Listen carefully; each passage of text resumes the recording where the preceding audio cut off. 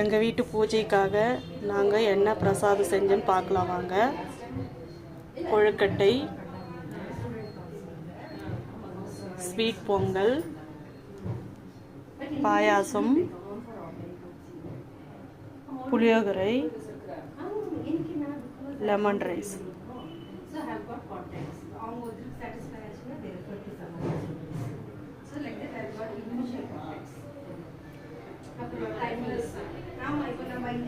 இதுதான் நாங்கள் எங்கள் வீட்டு பூஜைக்காக செஞ்ச பிரசாதம். இந்த பிரசாதம் எல்லாம் பிடிச்சிருந்தா லைக் பண்ணுங்கள், ஷேர் பண்ணுங்கள், சப்ஸ்கிரைப் பண்ணுங்கள். தேங்க்யூ.